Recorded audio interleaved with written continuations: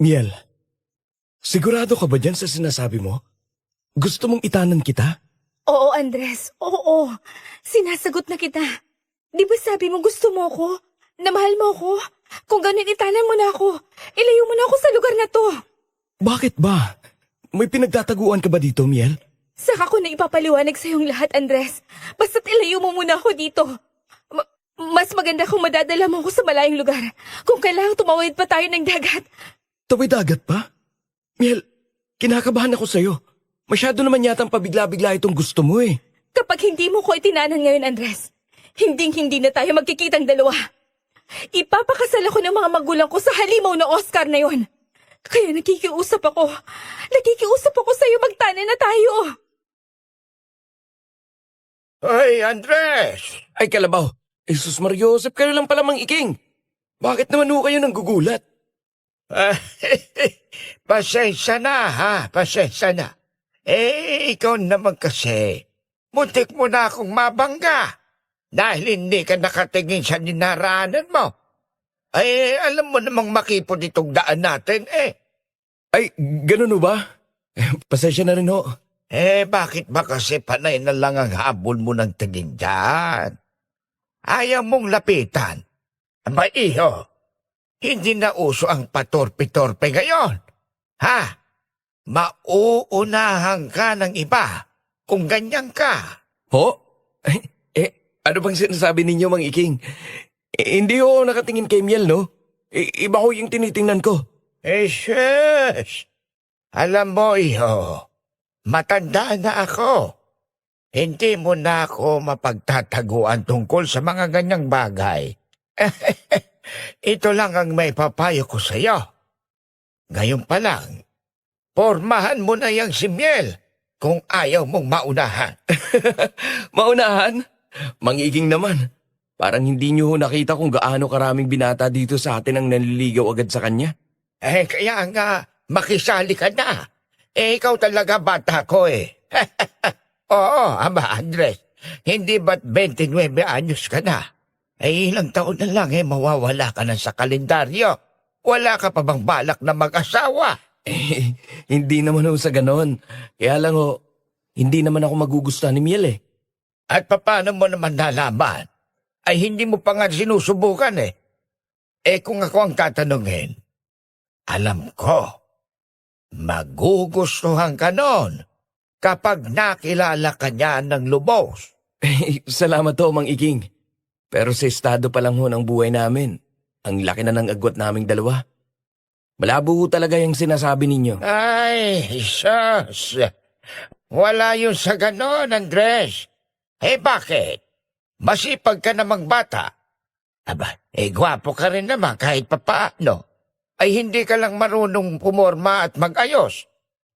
Higit sa lahat, mabait ka, magalang, gentleman.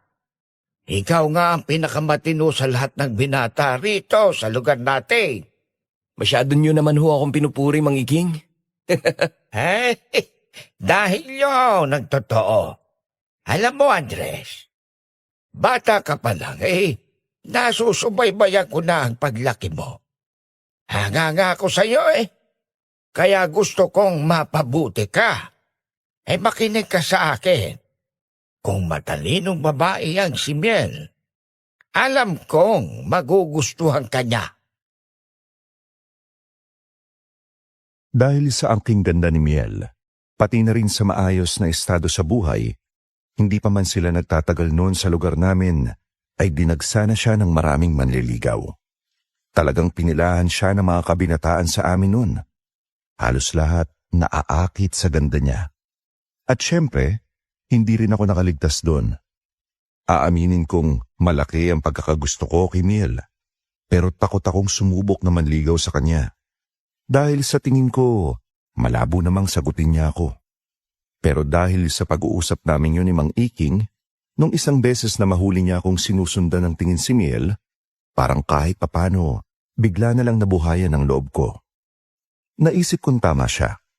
Wala naman ka kung mawawala kung susubukan ko, hindi ba? Kaya naman simula noon, nagsimula na akong pumorma kay Miel. Naglakas akong lumapit at nakipagkilala sa kanya. Hanggang sa magkaroon na rin ako ng pagkakataong magpaalam sa kanya na liligawan ko siya. Grabe, Andres, ang sarap naman itong dala mong biko. Saan mo nabili to? Parang gusto ko rin mag-order eh. Pati itong adobong atay na baon mo, ang sarap. Ako ang nagluto ng mga yan, Miel. Butit na gustuhan mo. Talaga? Nox, ang galing mo pala magluto eh. Pwedeng-pwede ka na mag-asawa. Oh, bakit bigla ka nasamid dyan? Ayaw mo pa bang mag-asawa? Hoy, hindi ka na pabata ha? Kasi Miel, Hindi kita maintindihan. Andres, ayusin mo nga yung pagsasalita mo. Paano kung sabihin ko sa'yong, ikaw ang gusto kong maging asawa, Miel? Aha? Miel, ang totoo niyan, nagpunta ako dito sa koprahan ninyo dahil gusto kong magpaalam sa'yo. Miel, gusto kitang ligawan. Andres, Alam ko namang suntok sa buwan tong gusto kong gawin. Ayos lang naman sa akin, Miel. Kahit hindi mo ako sagutin o gustuhin pabalik. Gusto lang talaga kitang ligawan. Para kahit papano, di man ako pala rin. Masabi ko pa rin sa sarili ko na ginawa kong lahat. Nang sa ganun, wala rin akong pagsisihan balang araw.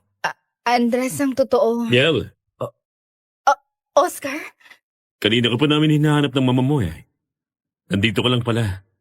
Kasama tong... Teka, sino ka nga ulit pare? Andres. Ako si Andres, pare. Ganun ba? Ako naman si Oscar, nobyo ni Miel. Anong nobyong pinagsasabi mo dyan, Oscar? Magtigil ka nga. O bakit? Hanggang ngayon ba naman, nagpapaka-hard to get ka pa rin, Miel? Kinausap ka ng mama mo, hindi ba? Ipapakasal niya tayo sa isa't isa. Sa ayaw man o sa gusto nating pareho. Kaya tanggapin mo na. Ah, talaga? Eh di kay mama ka magpakasal? Diyan ka na nga? Napailing na lang ako habang pinanonood kong mag-walkout noon si Miel. Ni hindi ko man lang nakuha ang sagot niya kung ayos lang ba sa kanyang manligaw ako. Pero kung sa bagay, pumayag man siya o hindi, manliligaw pa rin naman ako. Lalo na at dinig kong hindi naman pala niya gusto si Oscar, yung lalaking taga-kabilang bayan. Napilit nirereto sa kanya ng nanay niya. Naglakad na rin si Oscar noon para sundan si Miel. Pero bago siya tuluyang humakbang, ay hindi nakaligtas sa paningin kong ninisian niya pa ako. Napabuga na lang tuloy ako ng hangin. Dahil doon, nagpasya na rin akong umalis sa koprahan. Sa isip-isip ko noon, kung tinatangka niya akong bantaan, wala akong pakialam. May the best man win na lang. Ika nga nila. Yun ang ginawa ko. Yun ang naging simula ng panliligaw ko kay Miel, na umabot din ng maraming buwan. Noong una, buong-buo pa ang pag-asa kong kahit papano, baka sakali, na kapag nakilala niya pa ako ng lubos, ay magugustuhan niya rin ako at mapapansin ang malinis na intensyon ko. Araw-araw ko siyang pinupuntahan sa malaking koprahan na pagmamay-ari ng mga magulang niya. Nagdadala ako ng mga lutong bahay na paborito niya. Minsan naman ay mga preskong prutas na pinipitas ko pa mula sa mga puno sa likod ng bahay ko. Sinisiguro kong palagi siyang mingiti sa mga labi sa tuwing magkausap kaming dalawa. Pero habang tumatagal ang panliligaw ko sa kanya, napapansin kong para bang walang pinupuntahan ang lahat ng pagsisikap ko sa panliligaw. Palaging nariyan si Oscar. Palagi silang magkasama at madalas ay nakikita ko na lang si Miel na umiiwas sa akin kapag nakabantay ang lalaking yon. Unti-unti na rin akong nawala ng pag-asa sa kanya. Naisip ko na baka hanggang doon na lang talaga ang papel ko sa buhay ni Miel. Ayos lang din naman sa akin, sabi ko nun sa sarili ko. At least, ginawa ko ang lahat ng makakaya ko at hindi na ako magkakaroon pa ng pagsisisi sa huli. Tanggap ko na sana na matatalo na ako sa laban at kailangan ko nang mag-move on. Pero, kung kailan malapit na akong sumuko at tuluyan ng palayain ang nararamdaman ko para kay Miel, doon naman siya biglang lumapit sa akin noon, isang gabi. Laking gulat ko nang sabihin niya na gusto niya raw makipagtanan sa akin. Desperado siyang makaalis sa lugar namin dahil ipapakasal na raw siya ng mga magulang niya sa halimaw na si Oscar. Talagang hindi niya gusto ang lalaki para tawagin niya itong halimaw. Kahit na ang totoo ay magandang lalaki naman si Oscar kumpara sa akin. Talagang mukha siyang prinsipe. Huwag lang natin pag-usapan ang ugali niyang may pagkaarugante talaga at mayabang.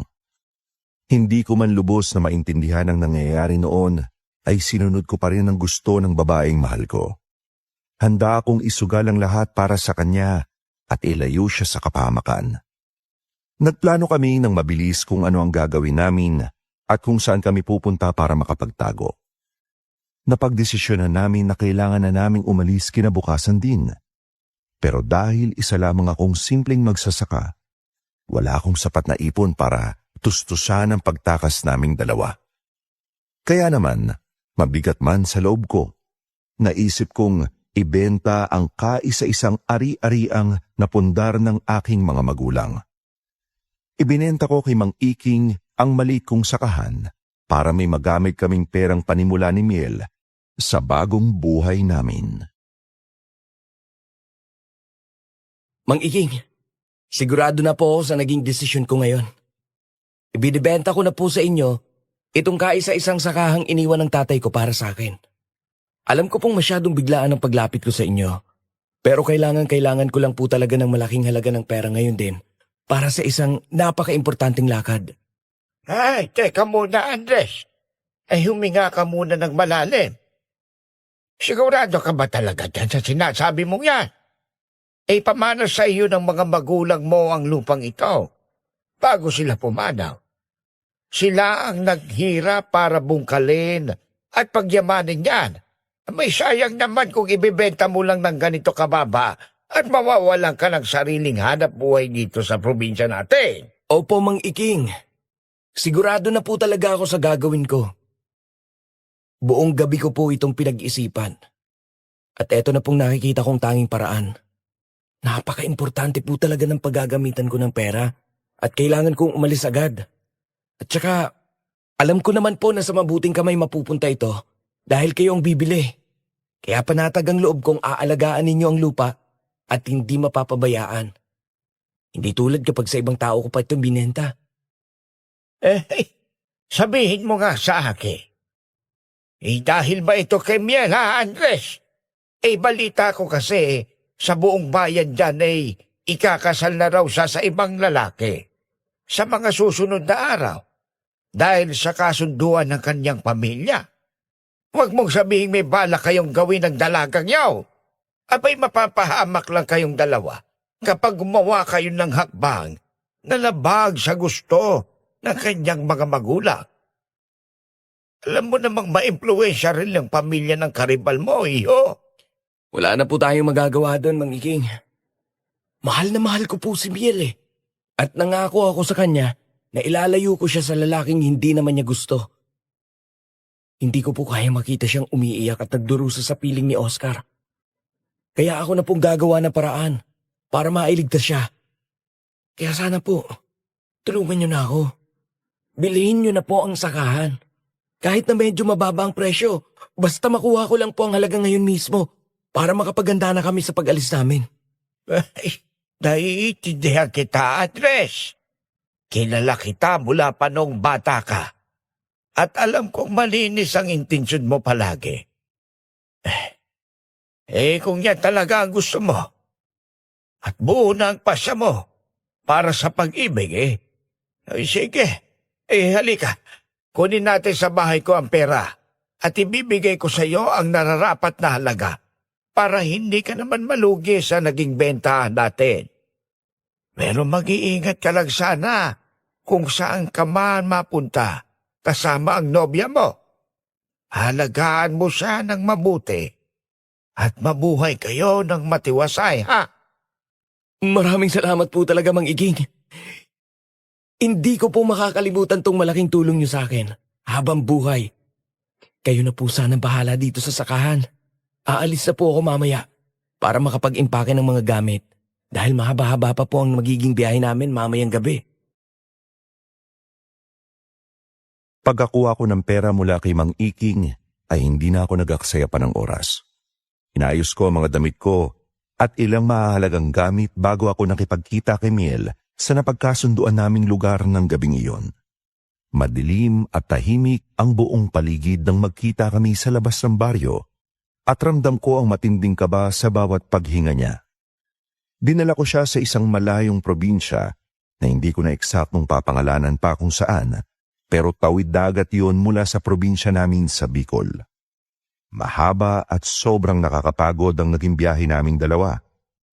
Sumakay kami ng lumang bus papunta sa Pantalan at mula doon ay sumakay naman kami sa isang pampasaherong barko na tatawid sa malawak na karagatan. Ilang oras kaming nakaupo sa malamig na bahagi ng barko habang hinahampas kami ng hangin at malalaking alon. Halos hindi kami nakatulog sa takot na baka may sumusunod sa amin at bigla na lang kaming pigilan ng mga tauhan ng mga magulang niya. Mahigpit ang hawak ni Miel sa kamay ko sa buong biyahe na para bang takot na takot siyang mawalay sa akin anumang oras. Nang makarating kami sa daungan ng bagong probinsya kinabukasan ng umaga, sumakay pa kami ng isa pang jeep at isa pang bus papunta sa pinakadulong bayan. Kaya inabot na kami ng dapit hapon sa biyahe. Iyon ang lugar kung saan nakatira ang natitira kong kamag-anak. Dinala ko siya sa bahay ni Tio Kadyo, ang kapatid sa ama ng yumao kong nanay. Matagal na panahon na simula noong huli akong makapunta sa lugar na yon. Siguro ay bata pa ako noon at nagbabakasyon lang, pero tandang-tanda ko pa ang daan patungo sa kanila. Pagbaba namin ng bus sa kanto, naglakad pa kami sa isang mahaba at malubak na daan bago namin natunton ang malaki pero medyo luma na nilang bahay na yari sa bato at matitibay na kahoy na napapaligiran ng matataas na puno ng niyog. Kahit nagulat ay maayos at mainit kaming sinalubong ni Tio Kadyo at ng asawa niyang si Tia Inez. Binuksan nila ang malaking pinto ng bahay at pinapasok kami ng walang pag-aalinlangan. Abay, hindi ako makapaniwalang mapapadalaw ka dito sa probinsya namin, Andres. Ang tagal na nating hindi nagkita simula ng ilibing ang nanay mo noon sa Bicol, ah. Ang tangkad mo na. Nakakatuwang makita ka uli. Pero sino naman tong napakagandang dalagang kasama mo dito? At halatang pagod na pagod kayo sa biyahe, iho. Mano po, Tio Kadyo, Tia Ines. Pasensya na po kung nabigla kayo sa pagdating namin nang wala man lang pasabi. Eh siya nga po pala si Miel, ang nobya ko po. At kung papala rin ay mapapangasawa ko na rin po. Kaawaan ka ng Diyos, Andres. Aba, napakaganda naman talaga ng nobya mo. Mukhang galing sa isang magandang pamilya. Halina kayo at maupo muna kayo dito sa bangko. Kukuha lang ako ng malamig na tubig at maghahanda ng kaunting makakain sa kusina para naman mapawi ang pagod ninyo sa mahabang biyahe kahit papano. Magandang hapon po sa inyo, Tio Kadyo, Tia Ines. Maraming salamat po sa mabuti niyong pagpapatuloy sa amin dito sa bahay niyo. Kahit na masyadong biglaan ang pagdating namin ngayon. Walang anuman yun, iha. Bahay rin ito ng pamangking ko. Kaya bukas palag ang pintuan namin para sa inyo. Pero teka muna, Andres.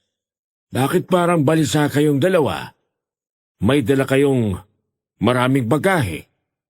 May problema ba sa pinanggalingan nyo sa probinsya nyo? At kinailangan nyong lumayo ng ganito? Yun nga po sanang ipapaliwanag ko sa inyo, Tio Kadyo. Ang totoo po niyan, itinanan ko po si Miel kagabi. Ipapakasal po kasi siya sa ibang lalaki ng nanay niya dahil sa usaping negosyo. Kaya kinailangan ko po siyang ilayo doon bago pa mahuli ang lahat. Sana po'y matulungan ninyo kami at payagang makipanuluyan muna dito sa inyo habang nag-uumpisa kami ng bagong buhay. Ay nako, ganun ba ang nangyari sa inyo? Naiintindihan ko ang pinagdadaanan nyo. Mahirap talaga kapag kalaban ng mga magulang sa usaping pag-ibig, Andres. Uso pa pala ang mga ganyang pakikipagkasundo ngayon, ano? Hayaan nyo. Suportado ko ang desisyon nyo. Total ay nasa tamang edad naman kayong dalawa para magdesisyon. Dito na kayo sa bahay tumuloy at huwag na kayong humanap ng ibang malilipatan. Malaki-laki naman itong bahay namin at kasyang-kasya tayo dito. Lalo na't alam mo namang wala kaming naging anak ng Tia Ines mo para punuin ang mga kwarto dito. Maraming salamat po talaga, Tio Kadyo, Tia Ines. Hulog po kayo ng langit sa amin ni Miel. Hindi ko po alam kung saan kami pupulutin at kung saan kami magtatago kung hindi nyo kami tinanggap dito sa inyo. Ikaw naman, iho. Sino pa bang magtutulungan kundi tayo-tayo lang din, hindi ba? Kapatid kong nanay mo, kahit pa sabihin mong hindi naman iisang inang nagluwal sa amin, hindi ba nga at noon pa kita inaalok na sumama na lang sa akin? Ikaw lang ang may ayaw, kasi ayaw mo kamong iwanan yung sakahan ng tatay mo. Napakalaking tinik ang nabunot sa dibdib ko dahil sa naging tugon ni Tio Kadyo sa akin. Laking pasasalamat ko dahil bukas palad kaming tinanggap nilang mag-asawa ng walang panghusga. Akala ko kasi noong una ay papagalitan nila ako, sisermonan o baka tuluyan pang paalisin at ibalik sa Bicol dahil sa pagdadala ko ng napakalaking problema sa kanilang tahimik na tahanan. Pero napakabait at napakamaunawain nila sa aming dalawa ni Miel. Nakita ko ring medyo nakahinga ng maluwag si Miel sa tabi ko. Inilapag ko ang mga bitbit naming gamit sa isang tabi at naupo kaming dalawa sa lumang sofa na gawa sa matibay na kahoy na nara. Malamig ang hanging pumapasok mula sa malalaking kapis na bintana ng bahay.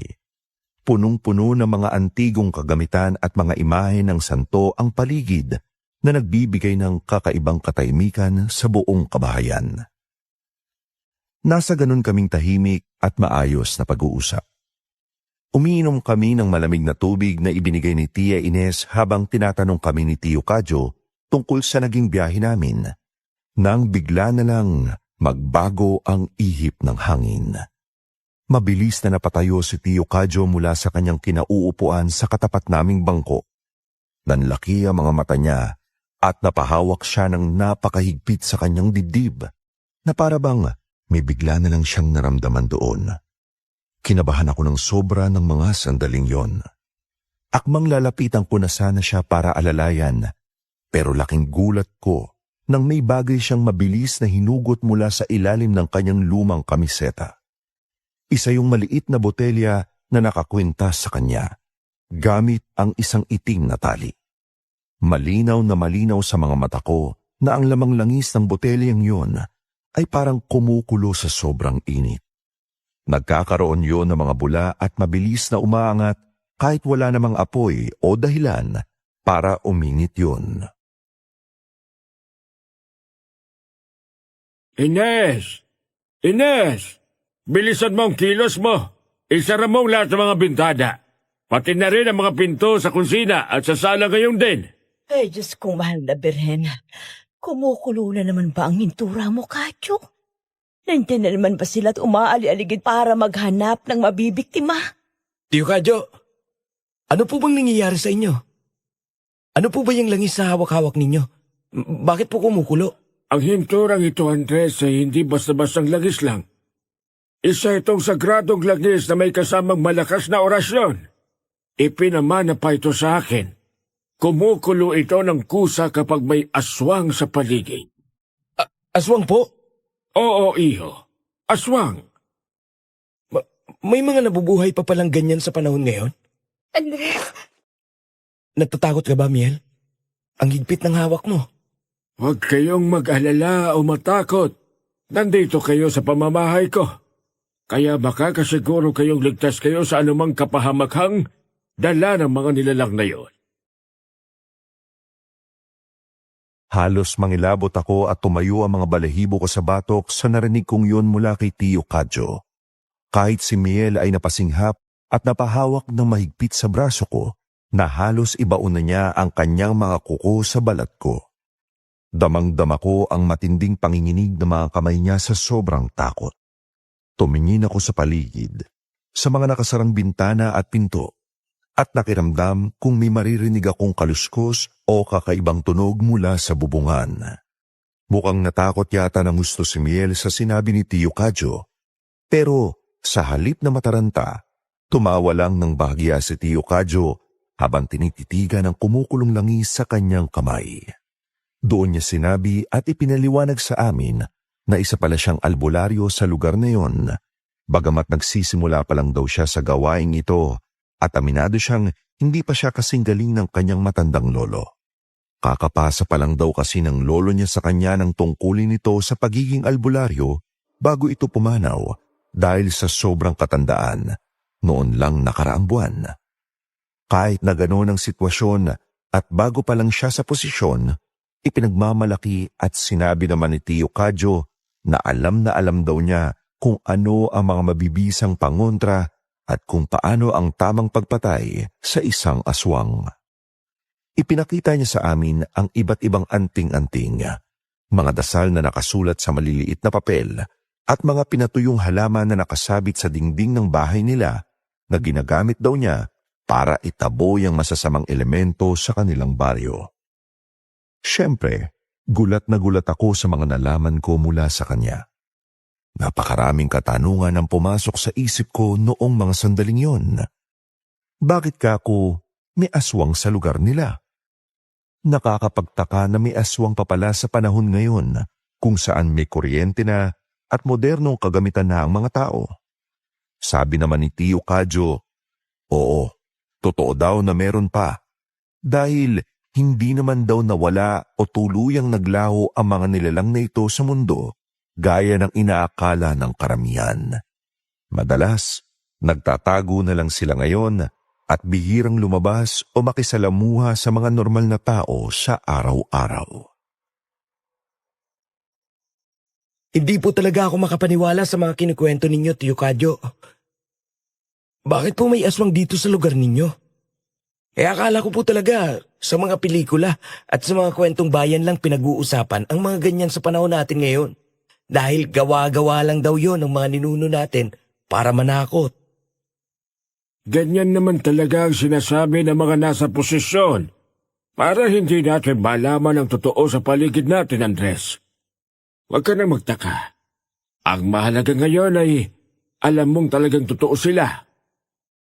Pero bakit po bigla yata silang nagpaparamdam ngayon sa paligid ng bahay ninyo? Kung nagtatago na po sila at hindi gaanong nakikisama sa mga normal na tao. Ganun talaga dito sa lugar namin, Andres. Tuwing sasapit ang panahon ng Kwaresma, nagiging napaka-aktibo nila. Kasi yun lang ang panahong lumalabas talaga ang mga aswang sa buong probinsya para maghanap ng maraming mga bibiktimahin at makakain. Grabe po palang nangyayari dito. Bakit tuwing Kwaresma lang po nila naisip ang gumawa ng ganitong pag-atake, Tio Kadyo? Sa panahon kasing ito lang talagang kumakain ng tao ang mga aswang na nandito. Yun ang pabuya nila sa sarili nila. Para sa isang buong taong pagtitiis na puro karne at lamang loob lang ng mga hayop na katulad ng baboy at manok ang kinakain nila. Kinagawa raw yun ng mga aswang para hindi sila madaling mahuli o makilala ng mga tao sa komunidad bilang mga halimaw. Bukod doon, lumalakas daw kasi ang mga aswang kapag kumakain lang sila ng sariwang tao sa mismong panahon ng Kwaresma. Teka, Miel? Ayos ka lang ba? Parang namumutla ka yata. Ano kasi, Andres? Sumama kasi bigla ang pakiramdam ko. At parang nahihilo ako sa mga naririnig kong kwentuhan nyo. O baka napagod lang din ako sa biyahe. Pasensya na. Nako, kawawa naman ang batang ito. Talatang pagod na pagod pa sa malayong ibiniyahe ninyo. Namumutla ka na nga, iha. Ang mabuti pa hali kayo dito, Andres. Ituturo ko na sa inyo magiging kwarto ninyo para makapagpahinga na kayo ng maayos at makatulog ng mahaba. At saka na uli kayo magkwentuhan ng tiyo mo, ha? Sige po, Tia Ines. Susunod na po kami sa inyo, paakyat.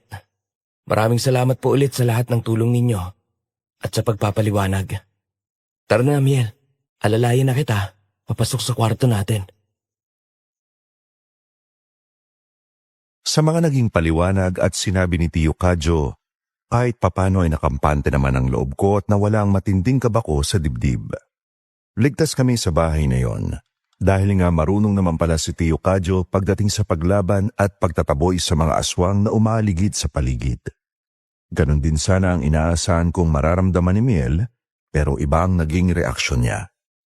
Napansin kong simula nang dumating kami kina Tio Kadyo at napag-usapan namin ang malalim na detalye tungkol sa aswang, naging sobrang tahimik na niya at halos hindi na nagsasalita.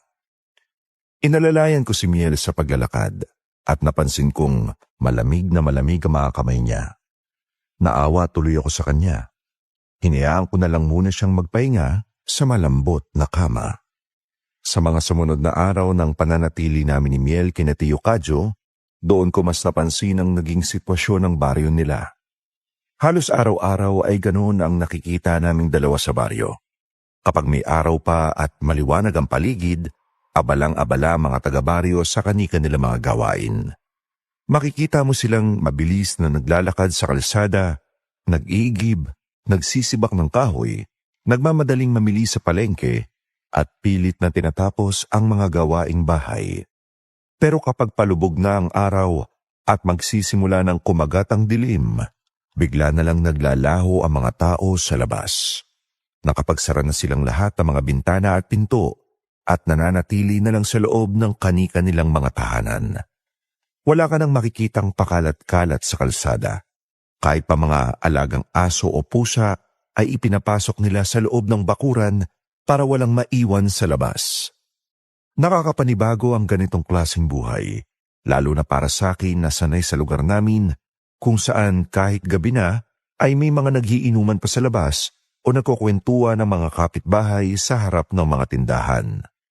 Dito kina Tio Kadyo, kapag sumapit na ang ika-6 ng gabi, parang nagiging sementeryo ang buong paligid sa sobrang tahimik dahil wala nang kahit na sinong nagtatangkang lumabas.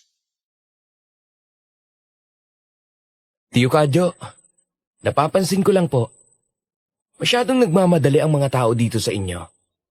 Ang aga pa naman po, pero nagsasara na yung tindahan dyan sa kanto natin. Pati yung mga naglalarong bata kanina sa tapat, pilit na pinauwi agad ng mga nanay nila at isinara agad ang mga gate nila. Ganyan talaga ang buhay dito. Kapag panahon ng Kwaresma, Andres, hindi na bago sa amin ang ganitong tanawin taon-taon. Alam ng lahat na kapag nag-agaw na ang liwanag at dilim, nagsisimula na ring magsilabasa ng mga hindi dapat makita. Nakakatakot din po palang mamuhay dito. Ibig sabihin po ba niyan? Wala talagang lumalabas sa gabi? Kahit na may emergency o kailangang bilhin kahit ano, gaya ng gamot. May mga lumalabas din naman kung talagang kailangan o usapin ang buhay at kamatayan. Pero hindi sila naglalakad ng mag-isa. Palaging may kasama at palaging may mga dalang pangontra. Kung wala kang dalang bawang, asin o anumang proteksyon, para mo na ring inialay ang sarili mo sa mga aswang na nag-aabang sa madilim na bahagi ng mga daraanan dito. Paano naman po yung mga naghahanap buhay sana sa gabi? Yung mga mangingisda po na kailangang pumalaot o mga nagtitinda ng balot sa kalsada? Tigil muna sila sa hanap buhay sa mga ganitong araw. Mas mahalagang buhay kaysa sa kikitain mong pera. Isa pa, wala rin namang bibili sa kanila dahil lahat ay nakakulong na sa loob ng bahay. Siguraduhin mo lang na nakasarap palagi ang bintana ninyo ni Miel sa kwarto bago tayo matulog, ha? Opo, Tio Kadyo. Sinisiguro ko po na nakakandado ang bintana namin bago pa magdilim. Hindi ko rin po hahayaang mapahamak si Miel habang nandito kami sa inyo.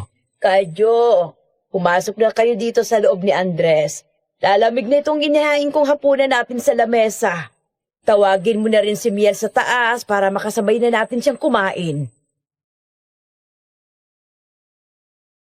Pinuntahan ko si Miel sa kwarto namin para tawagin siyang kumain ng hapunan sa ibaba. Tahimik lang kaming kumain noong gabing yun at napansin kong mukhang malalim pa rin ang iniisip niya kaya panay ang tingin niya sa malayo. Hindi na ako masyadong nagtanong o nangulit pa para hindi na siya ma-stress sa nararamdaman niya. Nang matapos kaming kumain, nagligpit na ako ng mga pinagkainan at tinulungan ko si Tia Ines na maghugas ng mga plato at kaldero sa lababo. Si Tio Kadyo naman ay naupo sa sala at inaayos ang maliliit na bote ng langis at mga nakabigkis na dahon at ugat na ginagamit niyang pangontra. Maya-maya pa, nakarinig kami ng sunod-sunod na katok mula sa pintuan sa harap. Napatingin kaming lahat doon dahil gabi na para may bumisita pa. Lumapit si Tio Kadyo at maingat na sumilip muna sa maliit na siwang ng bintana bago niya tuluyang binuksan ang pinto. Nakita namin ang isang matipunong lalaki na may dalang mahabang itak at may hawak na flashlight. May kasama pa siyang 2 lalaki sa likuran niya na may bitbit na mga mahabang sibat. Kapitan Hector, kayo pala. Napadaan kayo ng ganitong oras dito sa bahay namin. Tuloy muna kayo at maupo dito sa sala. Pasensya na sa panggagambala ko sa inyo ngayong gabi, Kadyo. Nagpapahinga na siguro kayo ng pamilya mo. At nakakaabala pa kami ng mga tanod sa inyo. Lalo na't may mga bisita pa pala kayo ngayon. Pamangkin ko itong si Andres. Galing pa sa probinsya namin sa Bicol. Kasama niya ang mapapakasawa niyang si Miel. Nandito sila para magbakasyon muna at umiwas sa gulo doon sa kanila. Ano bang maipaglilingkod ko sa inyo ngayong gabi, Kapitan? Ganun pa. Asa nga pala. Pumunta ako dito para magtanong kung meron ka pa bang mga natitirang pangontrang pwedeng ibenta sa amin laban sa mga aswang na umaaligid dito sa atin. Gusto ko sanang bumili para madagdagan itong mga dala namin sa paglilibot. Meron pa naman ako dito, Kapitan. Kakatapos ko lang ding ayusin itong mga langis na may orasyon at yung mga pinatuyong buntot ng pagi.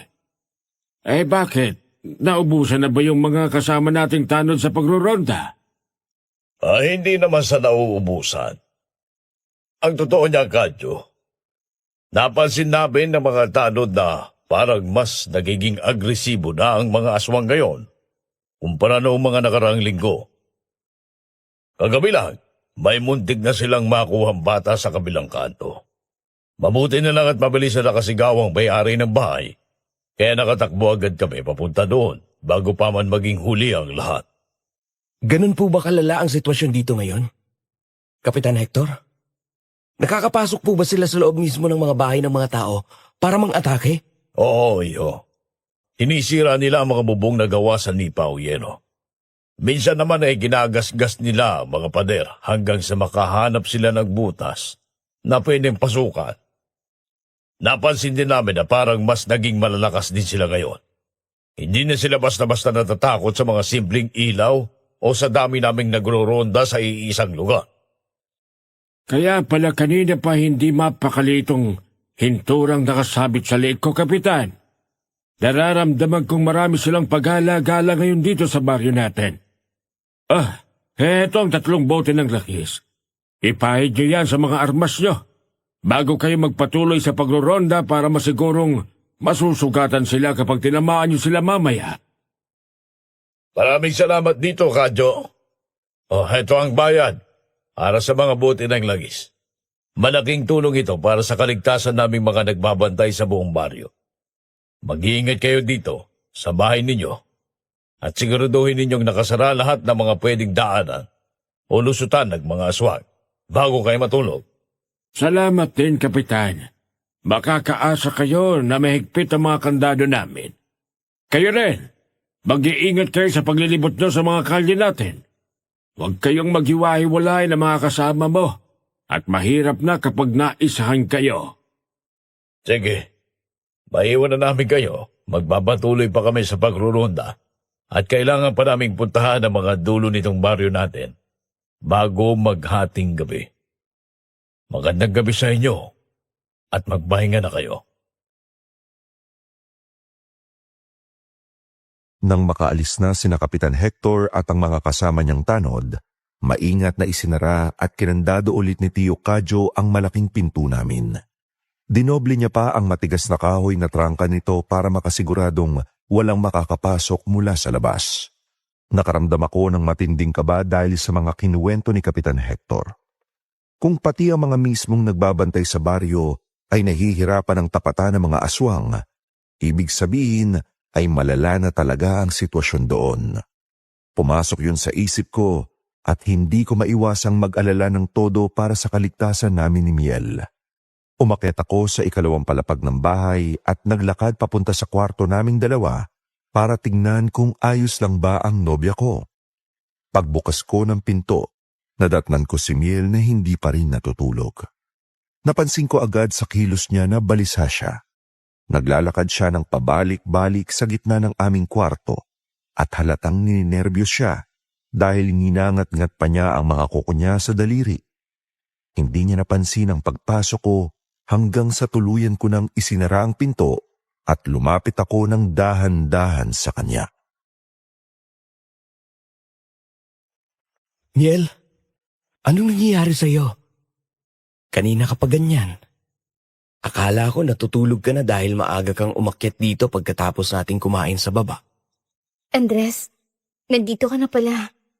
Hindi kasi ako makatulog eh. Kanina pa ako paikot-ikot dito at hindi ko na alam ang gagawin ko sa sarili ko. Bakit ka naman hindi mapakali ng ganyan? May masakit ba sa katawan mo? O baka natatakot ka pa rin sa mga kinikwento ni na Tio Kadyo tungkol sa mga aswang sa labas? Ligtas tayo dito sa loob ng bahay nila. Siniguro na ni Tio Kadyo yan sa atin. Kaya wala kang dapat na ipag-alala. Hindi yun, Andres. Hindi yun. Ano ba yun? Sabihin mo sa akin para matulungan kita at nang gumaan na kahit papano yung pakiramdam mo. Andres, pakasalan mo na ako. Gusto ko na magpakasal tayo sa lalong madaling panahon. Kung pwede nga, bukas na bukas din ay makasala tayong dalawa dito. Ano? Teka, Miel. Ang bilis naman yata ng mga nangyayari. Bakit bigla-bigla mo nalang naisipan ang bagay na yan? Ngayong gabi. Gusto ko maging mag-asawa na tayo. Bago pa ako matuntunin ng Oscar at ng pamilya ko dito sa pinagtataguan natin. Andres, kilala ko ang nanay ko. Hindi sila titigil hanggat hindi nila ako nahahanap. Gagamitin nila ang lahat ng pera at koneksyon nila para lang maibalik ako sa probinsya natin at maipakasal dun sa Oscar na yon. Miel, masyado tayong malayo sa probinsya natin. Tumawid pa tayo ng dagat. At napakaliblib ng lugar na ito para marating nila. Imposibleng mahanap nila tayo dito ng ganon kabilis. Hindi mo kilala ang impluwensya nila at ang kaya nilang gawin, Andres. Pakiusap. Gawin na natin to. Kapag kasal na tayo, wala na silang magagawa sa akin. Hindi na nila ako pwedeng ipilit kay Oscar. Kaya pakiusap. Pakasalan mo na ako bago pa mahuli ang lahat. Sige, kung yan ang gusto mo at kung yan ang makakapagpakalma sa'yo, sige. Nangangako ako sa'yo na pakakasal agad tayo sa lalong madaling panahon. Aayusin ko lang lahat ng kailangan natin para dito. Nakita ko kung paano biglang nagbago ang reaksyon sa mukha ni Miel pagkatapos kong sabihin na pumapayag na akong magpakasal kami. Nakahinga siya ng maluwag at mabilis niya akong niyakap ng napakahigpit. Nawala ang panginginig ng kanyang katawan at naging panatag na ang kanyang itsura. Masaya rin naman ako dahil ito rin naman ang pinapangarap ko. Ang maging asawa ang babaeng pinakamamahal ko. Wala nang atrasan ito, sabi ko sa sarili ko noong mga sandaling yun. Kinabukasan, pagkagising namin, bumaba agad kami ni Miel sa kusina kung saan naghahanda na ng almusal sina Tia Ines habang umiinom naman ng mainit na kape si Tio Kadyo sa mesa. Napagpasyan kong ipaalam na agad sa kanila ang napag-usapan namin dalawa ni Miel kagabi. Gusto kong malaman kung ano ang magiging reaksyon nila at kung may maitutulong ba sila para mapabilis ang pagpapakasal namin dito sa lugar nila dahil alam kong maraming kailangang asikasuhin para maging opisyal ang lahat. Lumapit kaming dalawa ni Miel sa hapagkainan para kausapin sila ng masinsinan. Magandang umaga po sa inyong dalawa. Tio Kadyo, Tia Ines. Pwede po ba namin kayong maabala saglit? May gusto po sana kaming ipaalam sa inyo na napagkasundoan namin ni Miel kagabi bago kami matulog. Magandang umaga rin sa inyo mga anak. Walang problema. Tamang-tama at naghahain na rin naman ako ng almusal nating lahat. Ano ba yung mahalagang sasabihin ninyo at mukhang seryoso yata ang mga mukha niyong dalawa ngayon?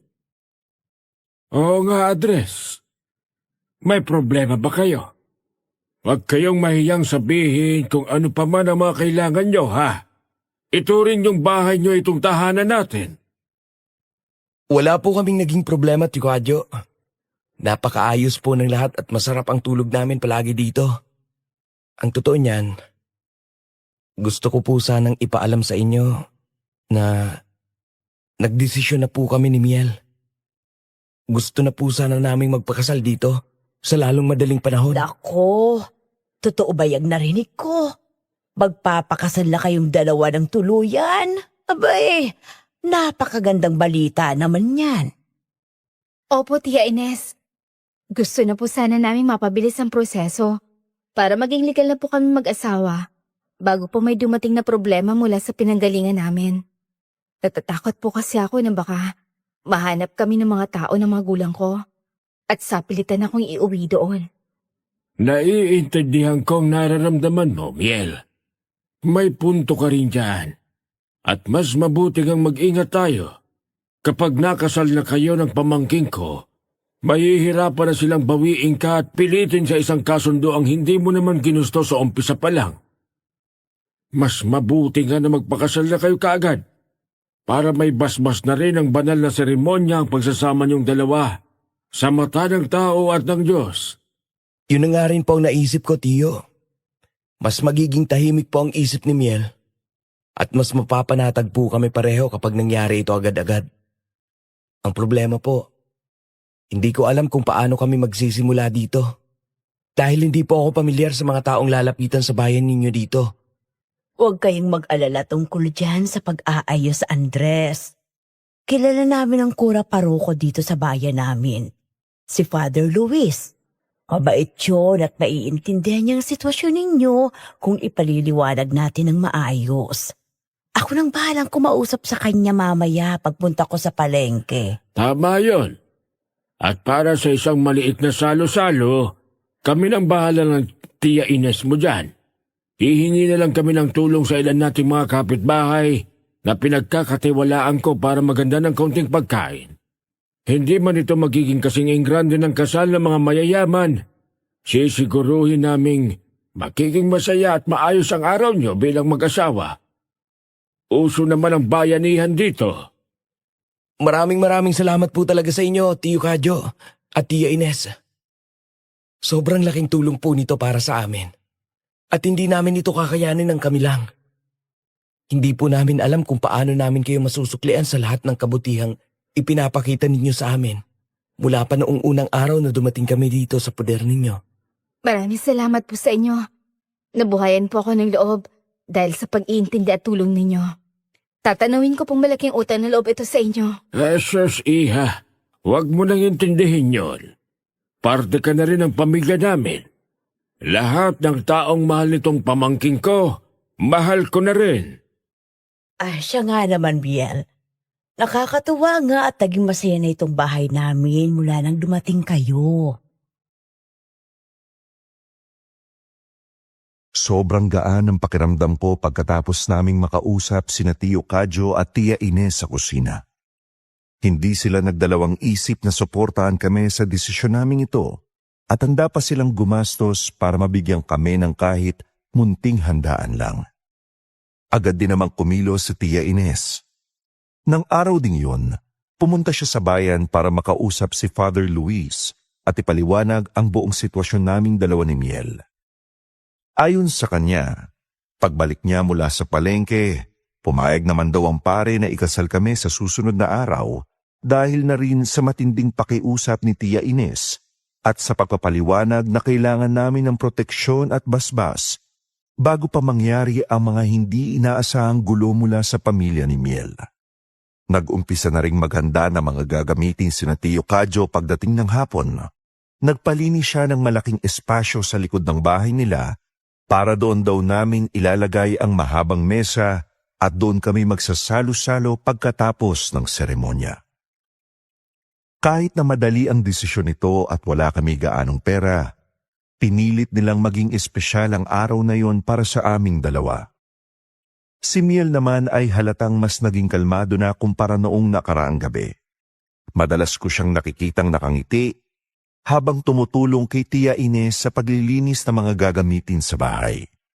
Noon ko lang din siya nakitang masayang-masaya.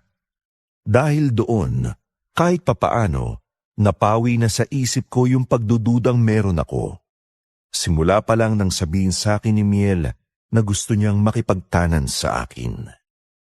Hindi ko lang sinasabi sa kanya pero ang totoo kasi niyan, may duda ako noon na baka ginagamit niya lang ako para makatakas siya sa pamilya niya at kay Oscar, kahit na hindi naman talaga niya ako mahal. Alam kong maling pag-isipan ko si Miel, pero sa sobrang bilis kasi ng mga naging pangyayari, sino ba namang hindi magkakaroon ng duda, hindi ba? Andres, halika nga muna dito. Tulungan mo akong magbuhat itong mga kawayan para sa gagawin nating mahabang mesa. Dito natin ihahain ang mga pagkain sa susunod na araw para sa mga tutulong sa atin. Sige po, Tiyo. Ang dami po nating gagawin. Baka mapagod kayo ng gusto dyan at sumama pa ang pakiramdam ninyo. Ako na pong gagawa ng mabibigat na trabaho. Ituro nyo na lang po sa akin kung anong gagawin ko. Nako, kaya ko pa naman ito, Andres. Masaya nga ako na sa wakas ay makikita kong magkaasawa na rin ang nag-iisa kong pamangkin. Sayang nga lang at wala ng nanay mo para makita ang araw na yon. Pero alam kong masaya yon para sa'yo kung nasaan man siya ngayon. Maraming salamat po talaga, Tiyo. Kayo na po ang tumayong pangalawang magulang ko dito. Hindi nyo kami pinabayaan ni Miel. Kahit na ang laki ng problemang bitbit namin mula sa Bicol. Wala yon, Andres. Pamilya tayo kaya dapat nagtutulungan tayo. Basta ipangako mo lang sa akin na aalagaan mo ng mabuti ang si Miel habang buhay. Maging mabuti kang asawa sa kanya. Maging tapat at mapagmahal ka palagi. At wag na wag mo siyang sasaktan. Abay, kung may isa akong may pagmamalaki dyan sa tiyahin mo, yun ang pagiging loyal ko. Kahit kailan, hindi ko niloko yan. Dahil mahal na mahal ko siya. Pangako po yan, Tiyo. Si Miel lang po ang babaeng mamahalin ko. At gagawin ko po ang lahat para mabigyan siya ng maayos at masayang buhay. Kahit pa magsimula po kami sa pinakaibaba. Tsaka, idol kaya kita, Tiyo. Hanga nga ako dahil sobrang tagal nyo nang nagsasama ni Tia Ines. Mabuti naman kung ganun, Andres. Yun lang naman ang sekreto. Lagi mong tandaan na basta masaya si Commander, masaya rin ang buhay natin. O kayong dalawa dyan. Pumasok na muna kayo dito at uminom ng palamig dito sa kusina. Kanina pa kayo nagbabanat ng buto dyan sa init ng araw at pinagpapawisan na kayo. Kailangan nyo rin magpahinga, ha? Lalo na ikaw, Andres, dahil ikakasal ka na sa susunod na araw at kailangang gwapo ka.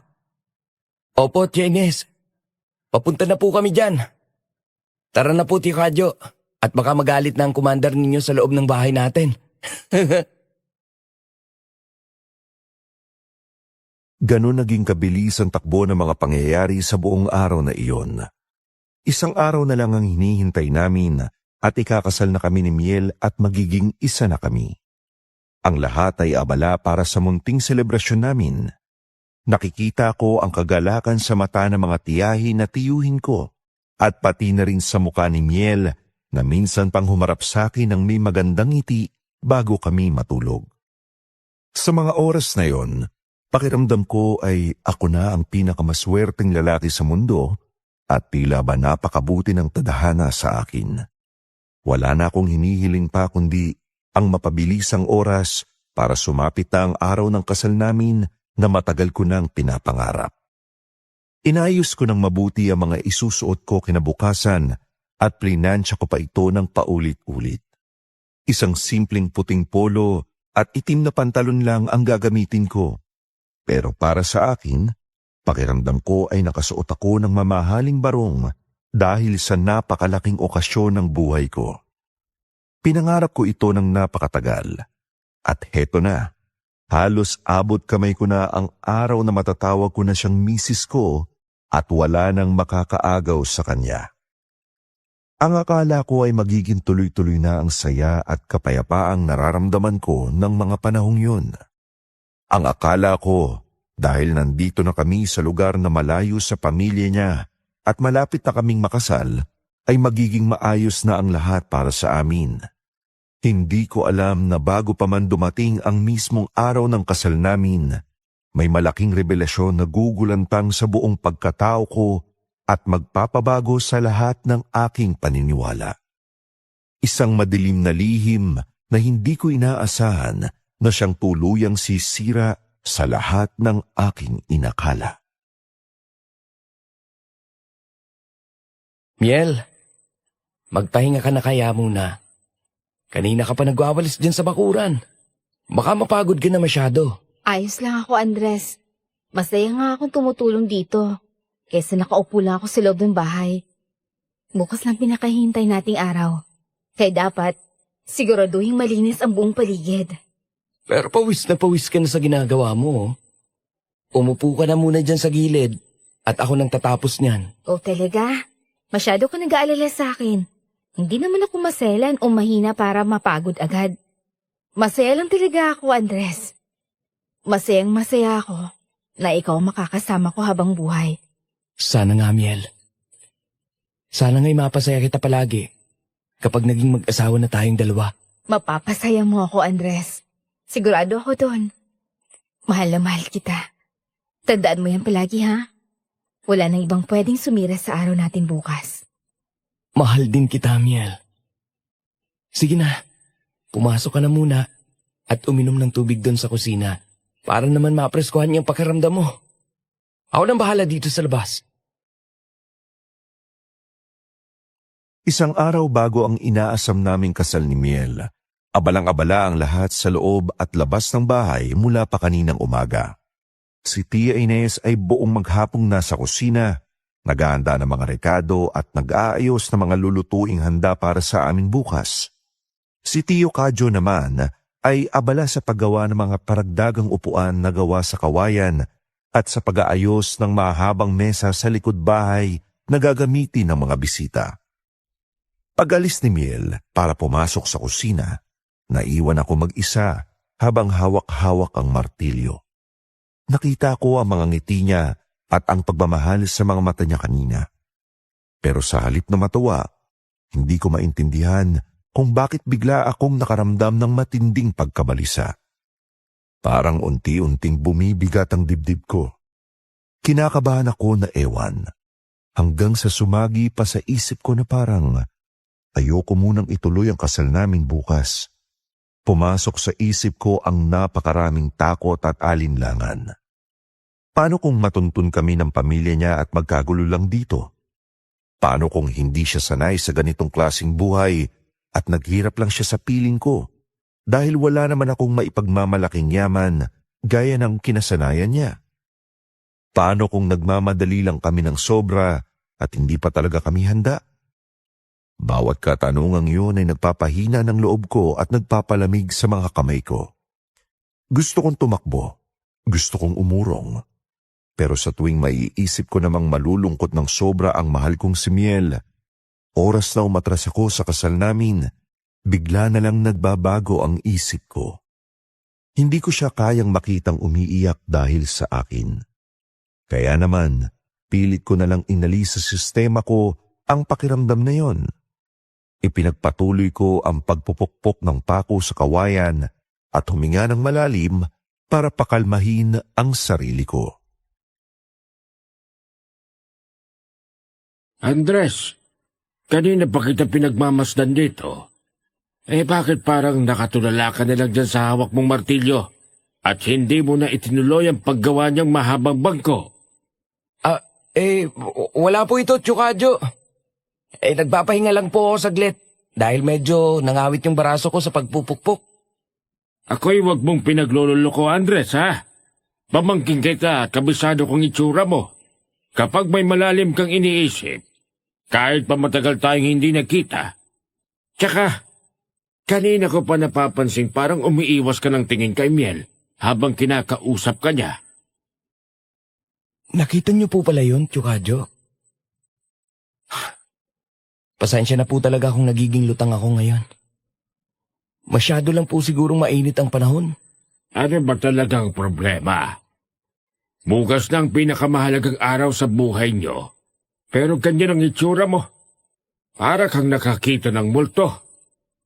May pumapagabag ba sa'yo tungkol dito sa kasal niyong dalawa? Sabihin mo sa akin at baka sakaling matulungan kita. Ang totoo po niyan, Tio Kadyo, hindi ko rin po maintindihan tong sarili ko ngayon. Imbis na puro saya maramdaman ko dahil ikakasal na kami bukas. Parang kinakabahan po ako ng sobra. Sumagi pa nga po sa isip ko kanina na parang nag-aalangan ako. At gusto ko muna sanang ipagpaliban ang kasal namin. Ikaw talaga bata ka. Pinakaba mo naman ako. Akala ko kung ano nang malaking kasalanang nagawa mo kay Miel, kaya ka namumutla dyan. Ay, alam mo, normal lang yan sa mga lalaking ikakasal, Andres. Normal lang po ba talagang isiping umatras? Isang araw bago ang kasal? Sigurado naman po ako sa sarili ko na si Miel ang babaeng gusto kong makasama habang buhay. Wala na po akong ibang titingnan pa kundi siya. Pero nagtataka po talaga ako kung bakit ako nakakaramdam ng ganitong takot. Ang tawag yata dyan sa nararamdaman mo ay pagkakaroon ng alinlangan o cold feet sa Ingles, Andres. At oo, normal lang sa lalaking makaramdam ng ganyan, lalo na kung ganyang kabilis ang naging proseso ng pagpapakasal nyo. Masyado kasing biglaan ang naging desisyon nyo dahil sa sitwasyon nyo. Kaya sa palagay ko, nabigla lang ang sistema mo at hindi pa tuluyang nakakapag-adjust ang isip mo. Baka nga po nabigla lang talaga ako, Tio. Napakarami po kasing tumatakbo sa isip ko. Paano po kung hindi ko siya kayang buhayin ng maayos dito sa malayo? Paano kung maging miserable siya sa akin paglipas ng panahon? Ang mahalaga sa lahat ng ito ay kung ano ba talagang nilalaman ng puso mo, Andres. Wala sa takot sa hinaharap yan. Tatanungin kita ngayon din, kung sakali bang hindi matutuloy ang kasal niyo bukas dahil sa kaba mo, sa tingin mo ba'y kakayanin mo mawala sa'yo si Miel at tuluyan na siyang makuha ng iba? Doon biglang natigilan at tatauan ng buong pagkatao ko dahil sa mismong tanong na yon ni Tio Kadyo. Iisipin ko pa lang na magkakahiwalay kami ni Miel at babalik siya sa probinsya namin para ipakasal ng sapilitan sa Oscar na yon, pakiramdam ko ay pinipiga ng dibdib ko sa sobrang sakit. Parang hindi ko kayang huminga kung wala siya sa tabi ko. Sa halip na matakot ako sa hinaharap, mas naramdaman ko ang matinding pangangailangang protektahan siya at angkinin siya bilang asawa ko anuman ang mangyari. Doon ko napagtantong mas mahalaga pa rin talaga si Miel para sa akin, higit pa sa kahit na anong kaba, takot o ano pa mang gulong emosyong nararamdaman ko ngayon. Mahal na mahal ko siya at paninindigan ko ang pakikipagtanan ko sa kanya. Kahit na ano pa ang mangyari o kahit maghirap pa kami sa umpisa. Nakahinga ako ng maluwag dahil naglaho na parang bula mga pagdududa sa isip ko. Nalinawan ako ng gusto at nabigyan ako ng panibagong lakas ng loob para harapin ang kasal namin bukas. Hindi ko po kakayanin, Tio Kadyo. Isipin ko pa lang po, nababalik siya doon sa mayabang na lalaking yun. At hindi na kami magkikita habang buhay. Pinapatay na ako ng sarili ko sa kaba. Hindi ko po kayang mawala si Miel sa buhay ko. Hoy, di ba? Nasagot mo rin ng kusa ang problema mo. Yan ang pakinggan mo, Andres. Yang sinasabi ng puso mo at hindi yung takot sa isip mo. Mabuting lalaki ka at sigurado kung mabubuhay mo siya ng maayos hanggat nagsisikap ka. Maraming salamat po talaga sa pagkausap niyo sa akin, Tio Kadyo.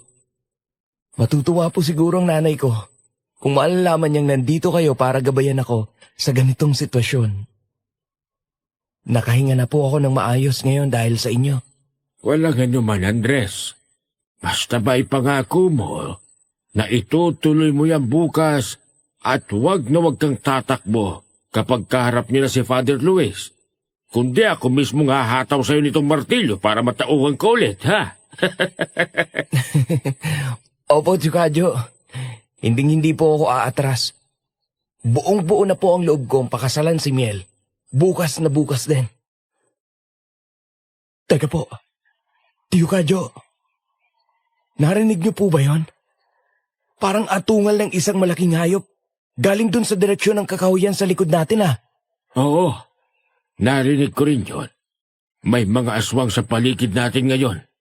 At mukhang napakalapit lang nila dito sa bakuran natin. Mga aswang po? Pero mag-aalas 6 pa lang po ng hapon, Tio Kadyo. Maaga pa po para dumalaw ang mga yan dito sa baryo. Hindi ba? Kadalasan po kasi, nakwento nyo sa akin na nagpaparamdam lang sila pagsapit na ng alas 8 pataas ng gabi. Tama ka dyan sa sinabi mo, Andres. Sadyang maaga lang talagang magkulong sa bahay ang mga taga rito sa baryo natin para nga maiwasan nila ang mga ganitong sirkumstansya kung saan maaga pa lang ay umaatake ng mga aswang na yan. May mga pagkakataon kasi talagang nambibigla sila para makakuha sila ng mas maraming biktima. Lalo na yung mga nasa labas pa at pauwi pa lang ng bahay. Ganun po talaga sila, Katuso. Masyado na silang namimirwisyo dito. Kaya mabuti pa pumasok ka na sa loob ng bahay ngayon din, Andres. Ako nang bahala dito sa labas. Paano naman po kayo dito sa likod bahay? Hindi po ba delikado na maiwan kayo dito ng mag-isa? Habang nakapaligid sila. Magsasaboy lang ako ng abo ng palaspas na may halong asin sa paligid ng bahay natin. Bilang dagdag pangontra sa mga aswang na umaaligid sa bakuran. Kailangan natin masigurong hindi sila makakatawid sa linya. Ay sige na, pumasok ka na. At isara mo ang pinto. Huwag kang mag-alala sa akin. Hindi na ako nagmatigas pa at mabilis na ako naglakad papasok sa loob ng bahay. Pagsarado ko ng pinto sa likod, ay agad kong ibinaba ang makapal na kahoy na trangka para masigurong walang anumang puwersang makakabukas nito mula sa labas. Si Tio Kadyo naman ay sigurado akong doon sa pinto sa unahan dadaan mamaya dahil iikot pa yon sa buong bakuran. Pagpasok ko mismo sa kusina at sala, napansin ko agad ang makapal na usok na pumapalibot sa buong kabahayan. Kumakalat ang isang napakatapang na amoy na nakakahilo ng kaunti. Nakita ko naman sa gitna ng sala si Tia Ines na saktong nagpapausok pala ng insenso. May hawak siyang isang lumang bao ng niyog na may nagbabagang uling sa loob at nakalagay sa isang palayok. Patuloy siyang naguhulog ng mga sangkap doon na lumilikha ng matapang na usok sa buong bahay. Kakaiba yung insensong ginagamit niya kumpara noong nakaraang araw. Bukod sa mga sanga at pinatuyong dagta ng kamangyan, nakikita kong hinaluan din yun ni Tia Ines ng itim na asin. Kumuha rin siya mula sa isang supot na mga tuyong balat ng bawang at isinama niya ito sa baga. Pumapasok at nanunuot tuloy sa ilong ko ang tapang ng amoy. Lumapit ako sa kanya at pinanood ang ginagawa niyang pag-iikot sa mga sulok ng bahay habang patuloy naming naririnig sa labas ang kaluskos at atungal mula sa mga aswang. Tia Ines, siguradong nakakandado na po yung pinto natin sa likod. Maayos na po palang mga bintana dito sa sala. Yung sa mga kwarto po sa itaas, nakasara na po ba? Oo, Andres. Kanina pa nakasara lahat ng bintana simula ng dumilim ang langit. Nasa na bang Tio Kadyo mo? Bakit hindi mo pa kasabay na pumasok dito sa loob? Naiwan po siya sa labas, Tia Ines. Magsasaboy daw po muna siya ng abo at asin dyan sa bakuran para hindi makapasok yung mga aswang na umaatungal dun sa kakahuyan Ay, natin. nako. Ang matandang yung talaga, oo. Palaging nagpapakabayani sa labas. Sigurado ako marami na namang nakaabang dyan sa paligid natin na gustong sumalisi. Napansin ko po na kakaiba yata ang amoy ng insenso ninyo ngayon, Tia Ines. Mas mabisa daw kasi ang insenso laban sa mga aswang kapag hinahaluan ng mga ganitong sangkap. Kaya po pala nangangating ilong ko kapag nalalanghap ko ng malapitan. Ayaw po ba ng mga aswang sa amoy ng itim na asin at bawang? Ayaw na ayaw nila, Andres. Nasusunog ang mga baga nila kapag nilalanghap nila ang ganitong usok. Ay, alam mo kasi, hindi ko talaga maintindihan kung bakit parang itong mga nakaraang araw mas pinupuntirya ng mga aswang na palibutan itong bahay natin gabi-gabi. Baka po natunugan nila na may mga bagong dayo dito sa inyo, Tia Ines. Baka po naamoy nila kami ni Miel. Hindi naman ganun yon. Kadalasan kasi, namimili sila ng target. Ang madalas nilang puntiryahin ay yung mga bahay na may nakatirang buntis o kaya naman may malubhang sakit. Wala namang buntis o may sakit na tao nakatira kasama natin. Nakapagtataka talaga kung bakit palagi silang nandito sa atin kumpara sa ibang kapitbahay. Dahil hindi naman dugo ng buntis o may sakit ang pinunta nila dito, Ines. Malabang ay natunugan ng mga aswang sa akin na nanggagaling ang mga pangondrang ginagamit ng mga tanod sa pagroronda. Kaya nagagalit sa akin ang mga yan. Ay, Diyos ko kaadyo. Ibig mo bang sabihin, pinag-iinitan kanila at gusto kanilang gantihan dahil tinutulungan mo si Kapitan Hector laban sa kanila? Eksakto. Nagagalit ang mga halimaw na yan sa akin dahil inaiistorbo ko ang paghahanap nila ng makakain. At marami na silang kasamahang nasugatan dahil sa mga iminigay kong panlaban. Kung sana nga lang matutunan ko na kaagad kung paano mas mabilis na makatukoy ng aswang kahit nasaan yung tao sila. Di sana mas nakakatulong pa ako at mas mabilis naming mapupuksa ang mga yan. Ibig sabihin po, mas delikado pala para sa inyo ang tumulong. Nakakatakot palang ganitong sitwasyon para sa pamilya ninyo, Tsukadyo. Ganyan talaga ang buhay ng pagiging isang albularyo, Andres. Marami talaga akong makakaaway na masasamang kalaban dahil sa ginagawa ko.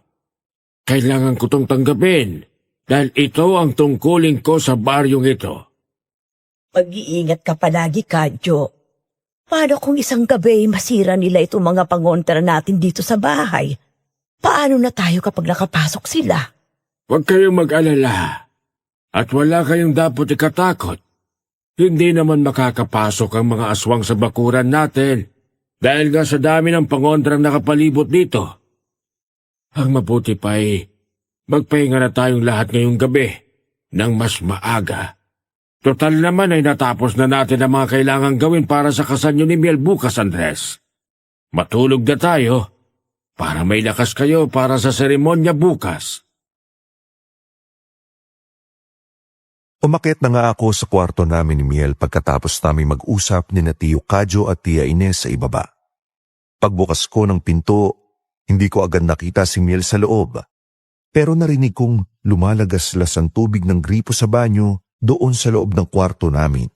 Kaya naman inisip ko na baka nandoon lang ang nobya ko at naliligo para makapagpresko na rin pagkatapos ng maghapong pagtulong sa paglilinis. Hinubad ko ang suot kong t-shirt na basang-basa ng pawis dahil sa ginawa ko sa labas. Tapos ay nahiga muna ako sa kama namin. Bala ko sana siyang hintayin pang matapos sa paliligo para makapag-usap pa kami sandali tungkol sa mga mangyayari bukas. Gusto ko pa sana siyang yakapin at sabihin kung gaano ko siya kamahal at kung gaano ako ka-excited na pakasalan siya. Pero dahil na rin siguro sa sobrang pagod ng buong katawang ko, nakaramdam agad ako ng antok noong lumapat ang likuran ko sa malambot na kutsyon. Bumigat ang mga talukap ng mata ko at maya-maya pa, hindi ko na namalayang nakatulog na pala ako ng tuluyan. Bandang hating gabi nang bigla na lang akong maalimpungatan sa pagkakahimbing ko. Nagising ako na medyo nanlalamig, kaya napamulat ako. Pagtingin ko, nakatapat pala sa akin yung bentilador at nakakumot lang ang kalahati ng katawang ko. Patay na rin ang ilaw sa kwarto namin at tanging ang liwanag lang ng buwan mula sa bintana ang nagsisilbing ilaw sa loob. Kinusot-kusot ko ang mga mata ko at inabot ko ang kabilang gilid ng kama para yakapin sana si Miel. Pero nagulat ako nang makapakong bakante ang inihigaan niya. Wala sa tabi ko si Miel. Agad ako nagtaka kung nasaan ang nobya ko. Bumangon ako at kinapa ko ang switch ng ilaw para buksan ito. Tiningnan ko sa banyo kung nandoon ulit siya pero pagbukas ko ng pinto ng banyo, madilim doon at tuyong-tuyo rin ng sahig. Nag-umpisa na akong kabahan. Binuksan ko ang pinto ng kwarto at lumabas ako. Nakita kong patay na rin ang ilaw sa buong bahay at tulog na tulog sina Tio Kadyo at Tia Ines sa kwarto nila dahil naririnig ko ang hilik ni Tio. Hinalugog ko ang buong ikalawang palapag pati na ang sala sa ibaba pero hindi ko pa rin makita si Miel hanggang sa makarating ako sa kusina kung saan naabutan ko ang isang bagay na nagpatayo ng balahibo ko sa batok. Nakabukas ang pintuan palabas ng likod bahay. Agad na nakaramdam ng kaba ang buong dibdib ko. Nag-alala ako ng todo sa nobya ko, lalo na at naaalala kong may mga aswang na umaaligid sa bakuran namin kanina. Baka may nangyari na sa kanya o baka hinila siya ng mga halimaw na yon palabas. Humanap muna ako sandali ng armas na pwede ko magamit kung sakali. Kinuha ko ang isang matalim na itak na nakasabit malapit sa lababo. Tapos ay nagpasya na akong lumabas para hanapin si Miel. Dahan-dahan ang ginawa kong pagakbang sa labas ng pinto.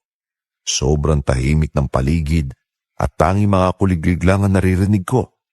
Pinakiramdaman ko ang buong bakuran. Naglakad ako papunta sa isang sulok ng likod bahay, doon sa may medyo madilim na bahagi kung saan nakatambak yung mga inipo namin panggatong ni Tio Kadyo. Doon ay minaaninag akong anino ng isang tao. Idinilat ko ng malaki ang mga mata ko para makakita ako ng maayos sa dilim, kaya nakita ko si Miel. Hindi ko gaanong maaninag noong una kung anong ginagawa niya doon sa madilim na sulok. Nakita kong nakahalokip-kip siya at nakatalikod sa akin. Parang may kinakain siya dahil gumagalaw ang mga balikat niya at may naririnig akong tunog ng pagpunit ng laman at pagnguya. Miel? Miel, ikaw ba yan? Anong ginagawa mo dito sa labas ng ganitong oras? Delikado dito. Pumasok na tayo. Ali ka na. Hindi. Hindi, Andres. Huwag kang lalapit. Diyan ka lang. Pakiusap, huwag kang lalapit sa akin. Ha? Miel, bakit? Ano ba yung hawak mo? Humarap ka nga sa akin, Miel. Patawad, Andres. Patawarin mo ako. Diyos ko! Miel! Ano yung nasa mukha mo? Bakit puro dugo yung bibig mo? Pati yung damit mo, puro talsik ng dugo. Andres, makinig ka sa akin. Pagpapaliwanag ako, pakinggan mo ako. Yung manok? Yan yung buhay na manok na para sa lulutuin bukas sa kasal natin, di ba? Bakit mo kinakain ng buhay yan, Miel? Halos buto at balahibo na lang natira sa leeg at katawan niya na. Miel? Aswang ka ba? Patawad, Andres. Patawarin mo ko kung itinago ko sa iyong tungkol dito. Natakot lang ako. Natakot ako mawala ka sa akin kapag nalaman mo ang totoo. Hindi. Hindi pwede ito. Nananaginip lang ako. Tama. Sabihin mo sa akin panaginip lang to, Miel. Paano mangyayaring aswang ang babaeng pakakasalan ko bukas? Hindi to totoo! Hindi! Andres! Lumayo ka muna sa kanya. Tio Kadyo! Nakikita niyo po ba to? Si Miel po! Kumakain ng buhay na manok! Mukhang nayanggaw ang mapapangasawa mo, Andres. Kailangan nating mahuli agad siya ngayon din para magamot ko siya agad bago patuloy ang lamunin ng kamandagang sistema niya. Nayanggaw po? Ibig ninyong sabihin, may nangawa lang sa kanya dito, kaya siya naging ganyan? Maaari. Baka nga may nanghawa sa kanya nung magpunta kayo dito at naisahan siya ng mga umaaligid na aswang. Halika rito at tulugan mo kung itali siya nang hindi siya makapanlaban. Parang tumigil ang pag-ikot ng mundo ko noong mga sandaling yon. Hindi ako makapaniwala sa nakikita ng dalawang mata ko. Ang babaeng pinakamamahal ko. Ang babaeng pinangarap kong pakasalan at pakasama habang buhay ay nakaupo sa harap ko ngayon na punong-puno ng sariwang dugo ang bibig. Habang hawak ang isang luray-luray na katawan ng manok na ilalaan sana namin para sa handaan bukas, ramdam ko ang pagkirot ng puso ko at ang panginginig ng buong katawan ko. Hanggang sa nabitawan ko na lang ang itak na hawak-hawak ko. Parang lutang na sumusunod na lang ako sa utos ni Tio Kadyo kahit na medyo diskumpiyado ko sa mga nangyayari. Kumuha ng makapal na lubid si Tio Kadyo mula sa tabi ng panggatong at iniabot niya ito sa akin. Akala ko manlalaban pa si Miel o kaya ay tatakbo siya palayo dahil aswang siya at baka saktan niya kami. Pero hindi niya ginawa yun. Umiyak lang siya habang nakatingin sa akin. Sumama ng kusa si Miel sa akin at hinayaan niya lang akong itali ang mga kamay at paa niya sa isang bangko sa loob ng bahay. Habang itinatali ko siya, hindi ko mapigilang mapaluha dahil nararamdaman ko pa rin ang init na mga kamay niya at naaamoy ko ang matapang na amoy ng sariwang dugo sa bibig niya. Pagkatapos ko siyang matali, mabilis na nagsimulang maganda si Tio Kadyo ng mga pangontra. Mga bote ng langis, itim na asin, bawang at isang palayok na gagamitin sana niya para panggamot daw kay Miel. Nakita kong natataranta si Tio Kadyo dahil baka raw hindi na maibalik sa normal ang nobya ko kapag nagtagal pa. Kumuha siya ng isang bote at akmang ipapahid niya sana ang kumukulong langis sa noon ni Miel para subukang patayin ang sumpang pumasok dito.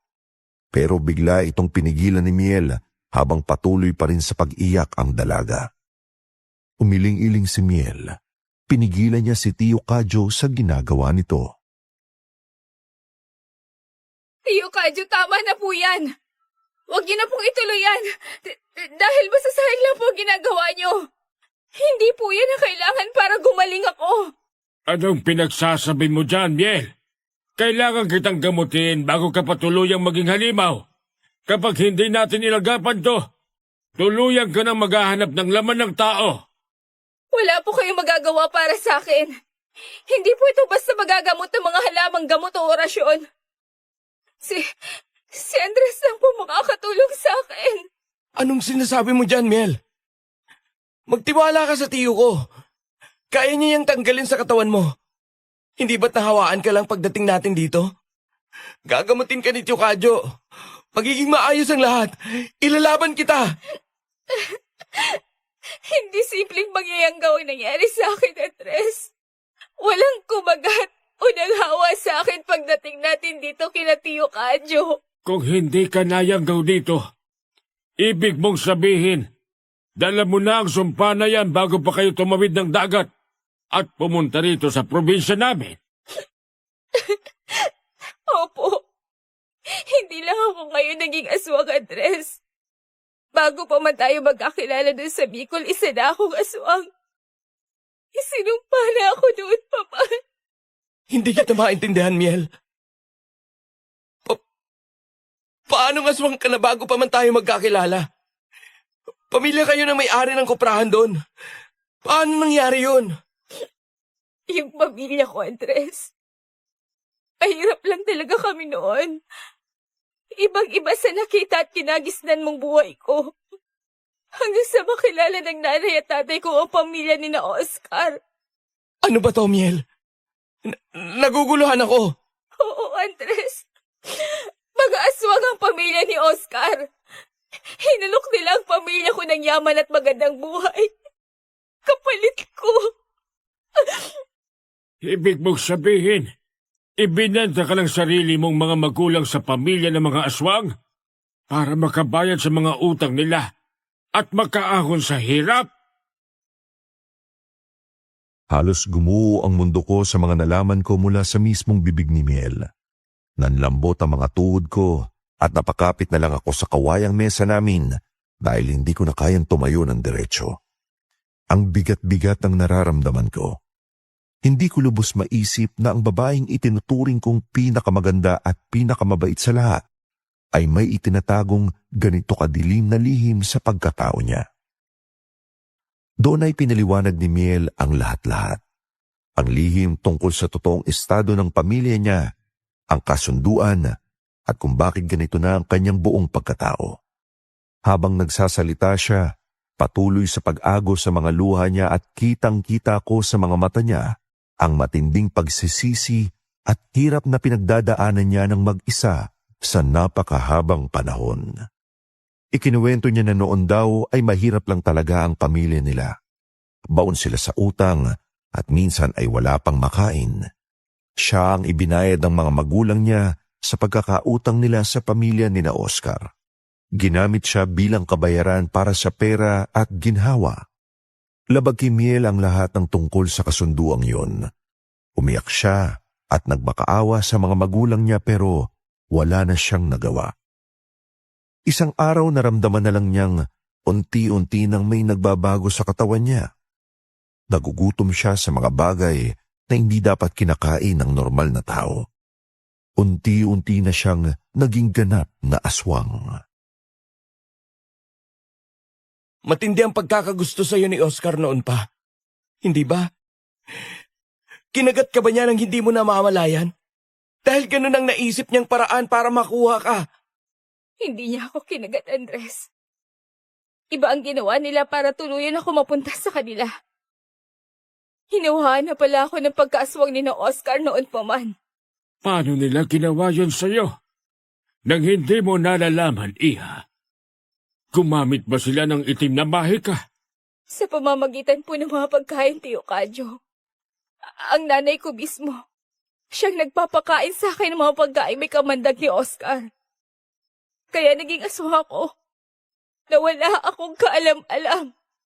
Diyos ko, ang nanay mo. Bakit gagawin ng isang ina yun sa sarili niyang anak? Dahil gusto nila masigurong hindi ako makakatakas kay Oscar. At makakabayad sila sa utang. Hinahaluan ng nanay ko ng dugo at kung ano-anong itim na liki ng mga paborito kong pagkain araw-araw. Hanggang sa tuluyan ng masakop ng pagiging aswang ang buong katawan ko.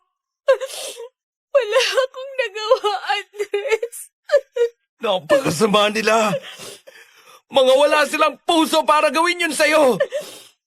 Nang malaman ko kung ano ang ginagawa ng mga magulang ko, huli na ang lahat para sa akin, Andres. Tuluyan na ako naging aswang. At nakatagda na ang kasalaman ni Oscar dahil magkauri na kami. Kaya pala ganito na lang kalalang epekto sa'yo. Dahil isinubo mo na ng kusa ang sumpa, kahit hindi mo alam. Matagal nang nasa dugo mo ang pagiging aswang. Yun ba ang dahilan, Miel?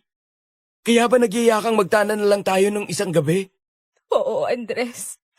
Yun ang dahilan ko bakit inaya ko magtanan na tayo. Gusto kong tumakas sa kanila. Gusto kong takasan yung pagiging halimaw. At akala ko, kapag lumayo ako matatakasan ko rin yung sumpa. Pero hindi ko pala kaya. Bigla na lang lumabas ang pagiging aso ko dahil hindi ko na halos kayang pigilan ang paghihirap ko sa loob ng bahay na to.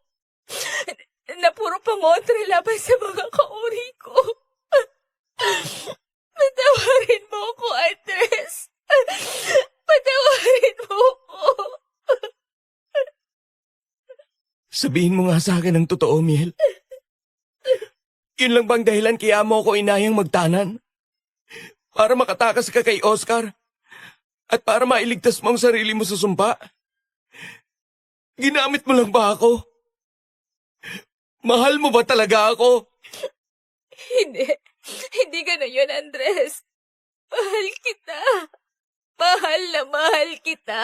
Kung mahal mo ako, bakit pinaglihim? Paano ko malalamang totoo yung sinasabi mo kung simula pa lang puro panlilin lang na ang ginawa mo sa akin? O Diyos ko, Kadyo. Anong nangyayari dito? Bakit nakatali si Biel at puro dugo ang... Kumalma ka lang, Ines.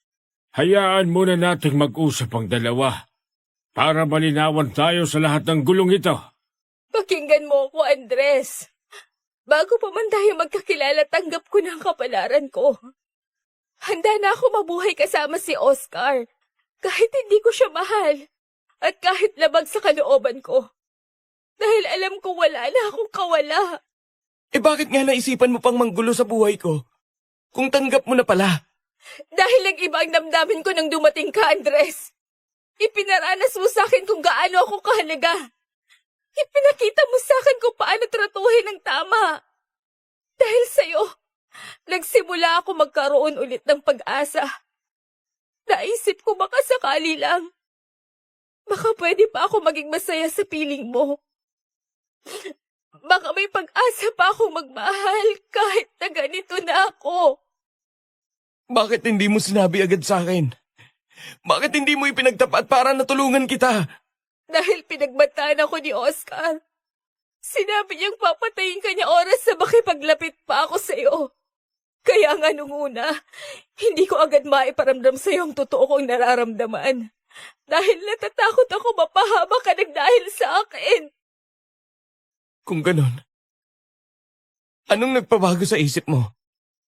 Bakit bigla kang nakipagtanan at nag-ayang magpakasal tayo agad dito? Isang gabi, narinig ko nag-uusap ang nanay ko at si Oscar. Nalaman kong hindi pala permanente ang pagiging aswang ko. Mapuputo lang sumpa sa katawan ko kapag nabasbasan ako ng pare sa seremonya. At kapag naikasal ako sa ibang lalaking hindi naman aswang. Yun daw ang dahilan kung bakit hindi ako pwedeng maikasal sa iba.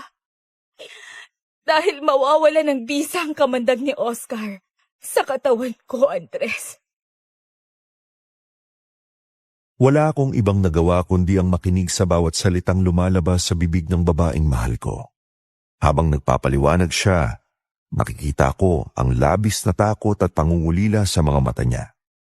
Ipinaliwanag niya sa akin na alam daw niyang gagawin ni na Oscar ang lahat para sirain ang kasal namin oras na malaman nito ang plano namin.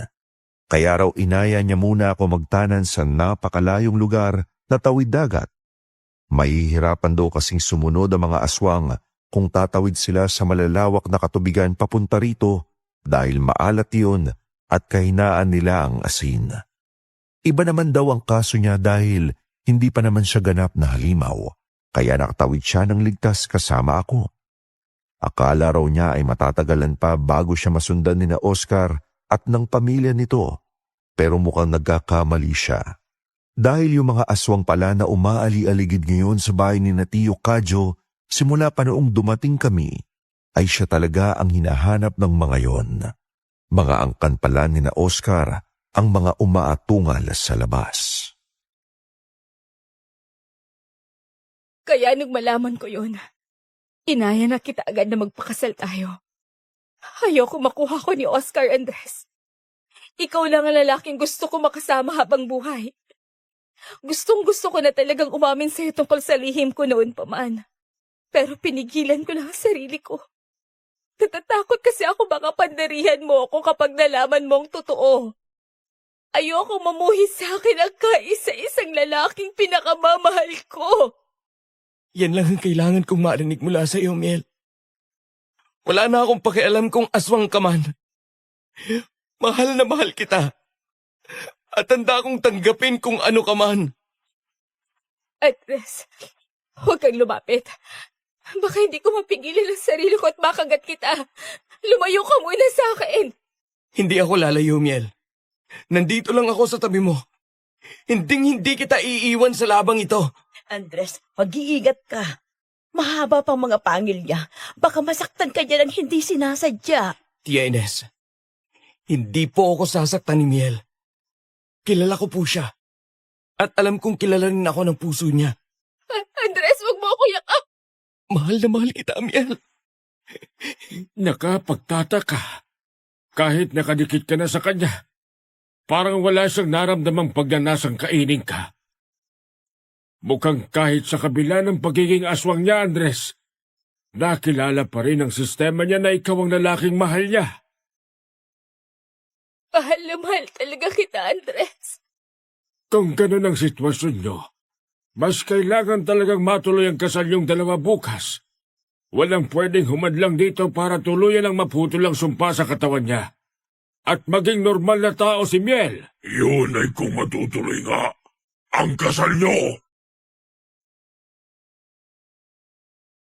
Biglang nanigas ang buong katawan ko nang marinig ko ang isang malalim at nakakakilabot na boses na sumingit sa pag-uusap namin. Nagmula ang tunog doon sa bandang itaas ng bintana sa sala. Pag-angat ng paningin ko, doon ko nakita si Oscar na nakabiti ng patiwarik sa bintana, sa mismong anyong aswang nito. May malalaki itong pakpak at ang mga mata nito ay kasing pula ng dugo. Agad kong hinawakan ng mahigpit ang itak na bitbit ko habang inilalagay ko sa likuran ko si Miel para protektahan. Si Tio Kadyo naman ay mabilis na humugot ng isang mahaba at matulis na punyal mula sa tagiliran niya. Bago pa man kami makapag-react, biglang may narinig kaming nakabibinging sigaw at paghingi ng tulong mula sa labas ng bahay doon sa gawin ng mga kapitbahay namin. Tulong! Ay, tulungan niyo ako! Inatake kami ng aswang dito. Pinipilit nilang usakin ang bubungan namin. Maawa kayo, buntis ako. Tulong! Dinig niyo ba yun, Andres? Nag-uumpisa na ang mga kasama ko sa labas. Papatay kami ng maraming biktima sa baryong to. Kung hindi sasama sa akin si Miel ngayon din. Wala kang konsensya, Oscar! Bakit idinadamay mo ang mga taong walang kinalaman sa gulo natin? Hindi ka sasama sa kanya, Miel. Oscar, maawa ka! Huwag mong idamay ang mga inosente! Ay, Diyos ko po! Wag! Huwag niyo kaming saktan ng baby ko! Ay, tulong! Naririnig niyo ba yun? Kayo ang magiging dahilan. Kaya mawawala ng buhay ang maraming tao sa baryong to. Kaya mamili ka, Miel! Hindi ako papayag. Hindi ka sasama sa halimaw na yan, Miel. Ipaglalaban kita. Tio Kadyo, tulungan niyo akong patayin ang demonyong ito.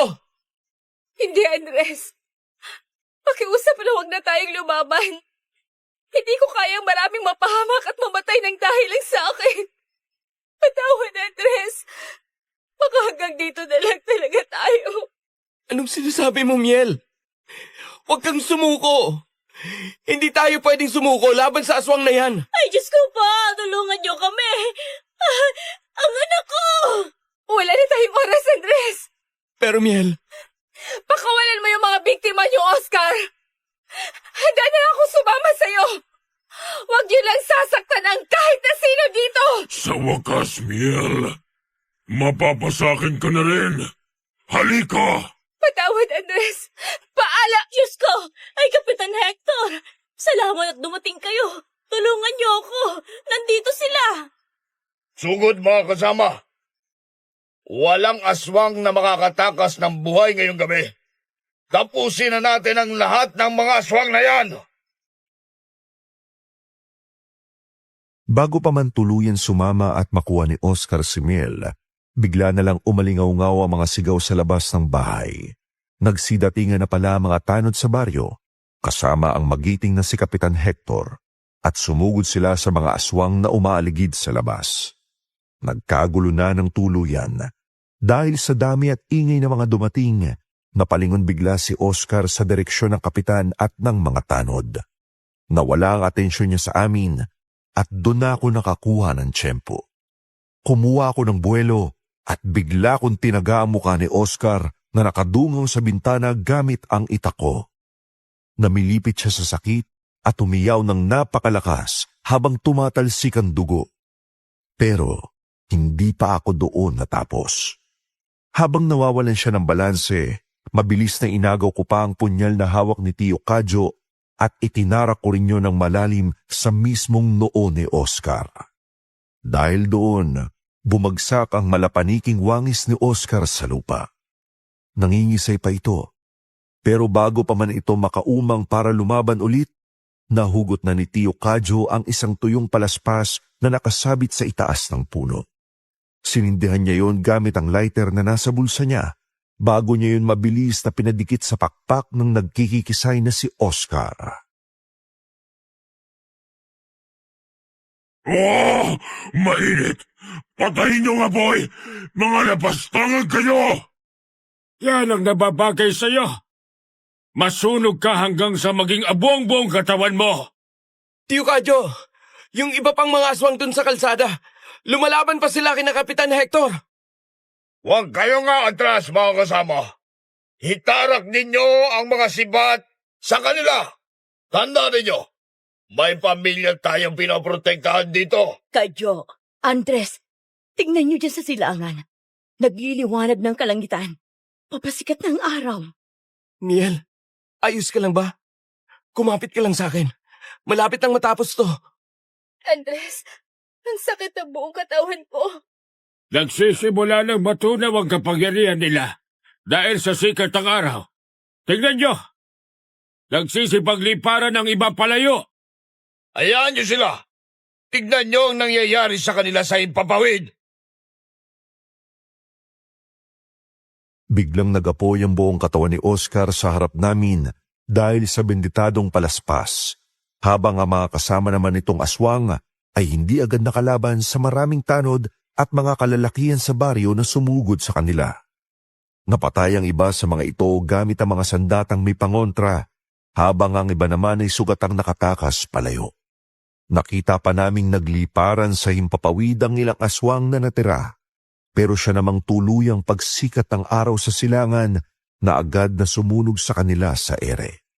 Nagliyab sila na parang mga bulalakaw at naging abo bago pa man sila bumagsak sa lupa. Pagkatapos noon, nang masigurong ubos na ang mga halimaw, biglang nawala ng malay si Miel sa mga bisig ko. Sobrang takot ko noon, pero maya-maya pa ay nagmulat din siya ng mata. Pagtingin ko sa kanya, nakita kong wala na yung matutulis na pangil niya dahil bumalik na ulit yon sa normal. Unti-unti nang nawawala ang epekto ng sumpa dahil patay na si Oscar. Agad kaming naghanda kahit napagod at puyat kaming lahat. Dahil sabi ni Tio Kadyo, kailangan talagang matuloy na ang kasal namin ni Miel ng araw ding yun para sa wakas ay magamot na si Miel ng tuluyan. Hindi na kami nag-aksaya ng panahon pagkatapos nun. Ngayong narinig na natin ang basbas ni Father Luis, nararamdaman mo ba kung may nagbago sa pagkaramdam mo, Miel? Nawala na yung bigat, Andres. Nawala na rin yung panlalamig na lagi ko nararamdaman sa tuwing sasapit ang gabi. Pakiramdam ko, naging magaan ang buong katawan ko. Normal na tao na ulit ako. Sabi ko naman sa'yo matatapos din ang kalbaryo mo. Mula ngayon, misis na kita. Wala nang sumpa at wala nang Oscar na makakapaghiwalay sa ating dalawa. Misis mo na nga ako. Ang saya-saya ko, Andres. Sana lang talaga. Nandito rin ang nanay at tatay mo para makita tayo ngayon. Nakikita nila kayo mula sa langit, Miel. Sigurado akong tuwang-tuwa ang dalawang yun para sa inyo. Lalo na't alam nilang nasa mabuting kamay na ang anak nila. Narinig ko naman siguro yung sinabi ni Father Luis kanina. Bago kayo basbasan, hindi ba? Kailangan magmahalan kayo sa hirap at ginhawa. Kaya wag na wag mong sasaktan itong pamangkin ko, Miel, ha? At ganun ka rin, Andres. Gaya ng napag-usapan natin. Oo naman, Tiyo. Kayo kayang idol ko. Maraming salamat po ulit sa inyong dalawa. Kayo na po ang tumatayong pamilya ko ngayon. Kung hindi dahil sa tulong nyo, baka tuloy na ako naging halimaw. At baka wala na kaming dalawa ni Andres. Wala yon, anak. Ang mahalaga, ligtas na tayong lahat ngayon. Ligtas ka na. At tapos na ang kasunduan nyo sa mga aswang na yon. Pwede ko na ba kayong maiwan saglit, Tiyo, Tia? Kanina ko pa kasi gustong papakin ng halik itong misis ko Aba, nasa loob pa tayo ng simbahan, Andres. Mamaya na yan pag-uwi natin sa bahay. Sira ka talaga, Andres.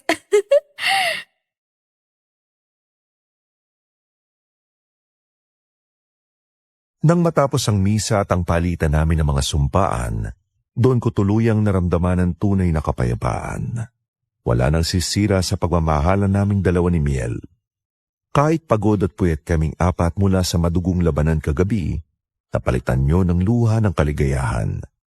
Habang nakatingin ako sa mga mata ni Miel sa harap ng altar, alam kong ito na ang simula ng bago naming buhay. Isang buhay na malayo sa takot at puno ng pag-asa. Sa araw na yon ay wala nang humadlang pa sa aming dalawa ni Miel.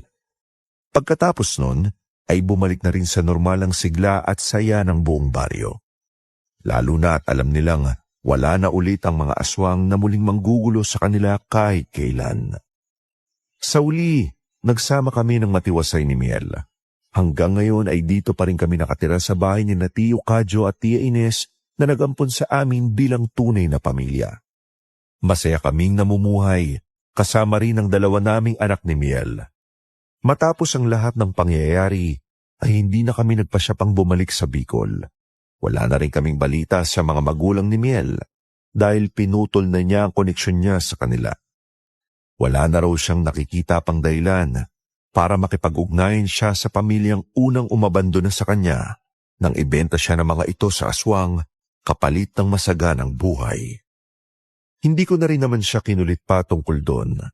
Dahil sa totoo lang, ayoko ring makilala ng mga anak namin ang mga taong minsang nagdulot ng pasakit sa kanilang ina.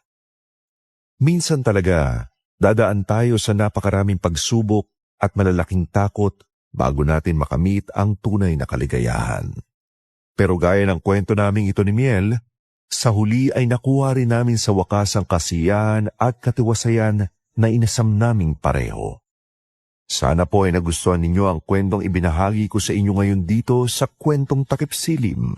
Hanggang dito na lang po ang kwento ko. Muli, ako po si Andres at magandang araw po sa inyong lahat.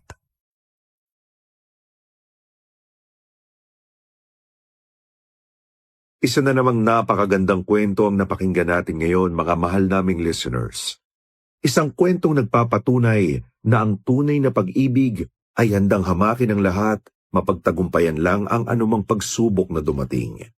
Sino ba naman ang mag-aakala na ang inaasam-asam na kasal ni Andres ay susubukin ng isang napakadilim na lihim at sumpa? Pero hindi ba nakakabilib yung tapang at paninindigan ni Andres nang malaman niya ang totoo tungkol kay Miel na isa pala itong aswang? Hindi siya tumakbo palayo, sumpa ng buhay natin.